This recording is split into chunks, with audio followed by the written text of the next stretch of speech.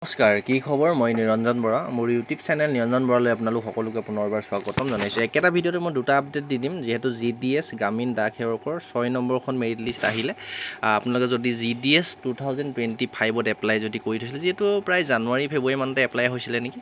ইয়াত কি হয়, কোনো ধৰণৰ এক্সাম দিব নালাগে, পৰীক্ষা দিব নালাগে। আপোনালোকে এপ্লাই কৰি দিয়াৰ পিছতে জাষ্ট মেট্ৰিকৰ যিটো পাৰ্চেণ্টেজ থাকে ন, ভাল পাৰ্চেণ্টেজ মিনিমাম 75ৰ ওপৰত যদি থাকে, তেন্তে আপুনি আশা কৰি থাকিব পাৰে আপোনাৰ চাকৰি হ'ব বুলি। মানে চাকৰি হৈ যায় পাৰ্চেণ্টেজটো চাই।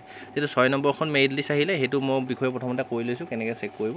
আৰু তাৰপিছতে RRB NTPC হাই ছেকেণ্ডেৰী লেভেলৰ যিহেতু নন টেকনিকেলৰ আপোনালোকে এপ্লিকেশ্যন ষ্টেটাছ আহিলে, এক্সাম যিহেতু 7 আগষ্টৰ পৰা হ'ব, সেইবাবে আপোনালোকে কেনেদৰে চেক কৰিব পাৰিব, এইটো আপডেটটো দুইটা একেটা ভিডিঅ'তে পাই যাব। ভিডিঅ'টো শেষলৈকে চাব।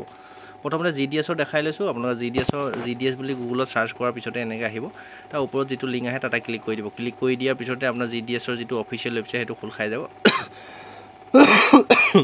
সৰি, সেইটো দেখিছে GDSৰ আপোনালোকৰ অফিচিয়েল ৱেবছাইট। ইয়াতে যদি চাই আমি যিহেতু ৰিজাল্ট চাম ন, এতিয়া শ্বৰ্ট লিষ্টেড কেণ্ডিডেট এইডোখৰ ৰাইট চাইডে যিটো প্লাছ পইণ্ট আছে লাষ্টলৈ, তাত এইখিনি জানুৱাৰীত হৈছিলে, যে 2025 চনৰ জানুৱাৰী মাহত এপ্লাই হৈছিলে। ইয়াতে ক্লিক কৰি দিব। ক্লিক কৰি দিয়াৰ পিছত ইয়াতে আমাৰ ষ্টেটবিলাক আহি যাব। আমি যিটো আছামৰ চাম ন, আছামৰ আকৌ এই প্লাছ পইণ্টটোতে আপুনি ক্লিক কৰি দিব। ক্লিক কৰি দিয়াৰ পিছতে আপোনাৰ 5 নম্বৰ 6 নম্বৰ VI, ইয়াত যদি আমি ক্লিক কৰি দিওঁ, ক্লিক কৰি দিয়াৰ পিছতে যিখন শ্বৰ্ট লিষ্টেড কেণ্ডিডেট যিমানখিনি চাকৰি হৈছে, এতিয়া নাম আহিছে, আমি পাৰ্চেণ্টেজটো কিমান মানলৈকে গৈছে 6 নম্বৰ GDSটো আপুনি চাওঁ। আপুনি যদি মেট্ৰিকত ভাল পাৰ্চেণ্টেজ এটা আছে, তেন্তে আপুনি আশা কৰিব পাৰে। যিটো কাছাৰ ডিভিজনৰ এতিয়াও 86 গৈ আছে, 6 নম্বৰখন মেৰিট লিষ্ট, মানে চাকৰি পায় যিহেতু জইনিং নকৰে। শিৱসাগৰ ডিষ্ট্ৰিক্টৰ আছে প্ৰায় 62টা, অলপ পোষ্ট এতিয়াও খালী আছে, এইখিনি সেইকাৰণে আকৌ দি দিছে। তিনিচুকীয়া ডিষ্ট্ৰিক্টৰ 89 আমি দেখি আছোঁ URত। শিৱসাগৰত যদি চাওঁ, শিৱসাগৰ এবাৰ কম ক'ত গৈছে, কম 87 কম গৈ আছে শিৱসাগৰ ডিভিজনৰ। তাৰপিছত শিৱসাগৰ ডিভিজন 88, মানে 80 ওপৰতে আছে গোটেইখিনি, 85ৰ ওপৰতে আছে গোটেইখনতে।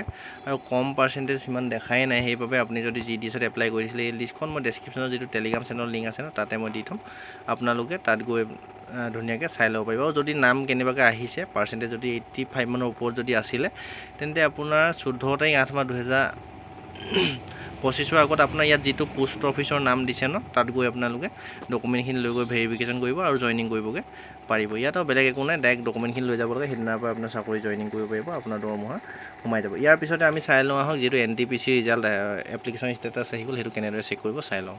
পিছতে আপোনালোকক দেখাই দিছোঁ, যিহেতু RRB NTPC হাই ছেকেণ্ডেৰী পাছ লেভেলৰ এক্সাম 7 আগষ্ট তাৰিখৰ পৰা অনুষ্ঠিত যিহেতু হ'ব, তাৰ এপ্লিকেশ্যন ষ্টেটাছটো আহি গ'ল। আপোনালোকে কেনেদৰে চেক কৰিব পাৰিব মই দেখাই আছোঁ, আপোনালোকে চাই থাকক ভিডিঅ'টো। ইয়াতে RRB এপ্লাই বুলি মাৰিব নিজৰ গুগলত বা ক্ৰম ব্ৰাউজাৰত, তাৰপৰা ওপৰত যিটো লিংক আহে তাতে ক্লিক কৰি দিব। ক্লিক কৰি দিয়াৰ পিছতে RRB যিটো অফিচিয়েল ৱেবছাইট আছে, ধুনীয়াকৈ এনেকৈ RRB গুৱাহাটী অফিচিয়েল ছাইটটো আপোনাৰ খোল খাই যাব আমাৰ অসমৰ কাৰণে। তাৰপিছতে ইয়াতে যদি চাই 29 জুলাই তাৰিখে এখন আহিছে, দেখিছেনে? এই ওপৰত যদি চাই দিয়ে, এখন আপোনাৰ ডাইৰেক্ট নটিছখন ডাউনলোড হৈ যাব। সেই নটিছখন মই যিহেতু ডাউনলোড কৰি দিছোঁ, আপোনালোকক ডাইৰেক্ট দেখাম এতিয়া নটিছখন। সেই নটিছখনত ইয়াত ধুনীয়াকৈ দিছে NTPC non technical popular category under graduate, মানে হাই ছেকেণ্ডেৰী পাছ, ইয়াত গ্ৰেজুৱেশ্যন নালাগে। CBT টায়াৰ 1ৰ আপোনাৰ এক্সামটো অনুষ্ঠিত হ'ব 7 আগষ্ট 2025 পৰা 9 ছেপ্টেম্বৰ 2025লৈকে চলি থাকিব, প্ৰায় 19 দিন চলিব। আৰু ইয়াৰ এক্সামৰ যিখন এডমিট কাৰ্ড আহিব, সেইখন আপোনালোকে 4 দিনৰ আগতহে ডাউনলোড কৰিব পাৰিব, RRBapply.gov.in অফিচিয়েল ৱেবছাইটৰ পৰা।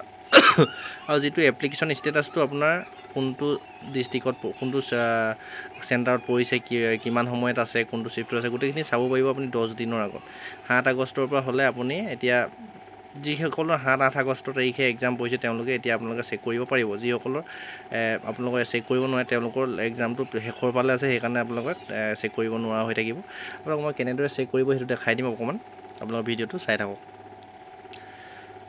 চেক কৰিবলৈ আপোনাৰ এই RRB এপ্লাই কৰি এই ৱেবছাইটটো খোল খোৱাৰ পিছতে আপুনি এই ডখৰতে কল লেটাৰ জেগাত বা চিটি শ্লিপ বা যিকোনো ইয়াত দেখিছে click to download city information slip call letter, ইয়াতে আপুনি কম্পিউটাৰ বেছড ইয়াতে ক্লিক কৰিব।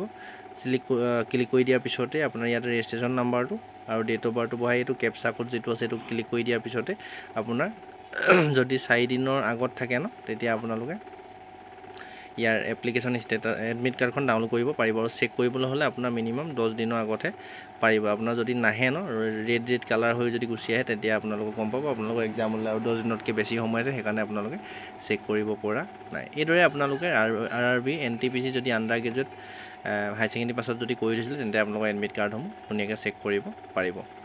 ডেছক্ৰিপশ্যনটো হোৱাটছআপ গ্ৰুপৰ লিংক আছে, টেলিগ্ৰাম চেনেলৰ লিংক আছে, গোটেইখিনি মোৰ লগত জড়িত হৈ থাকিব বিচাৰিলে ছাবস্ক্ৰাইব ফ'ল' কৰি ল'ব আৰু চেনেলটো ছাবস্ক্ৰাইব কৰি ৰাখিব। ধন্যবাদ।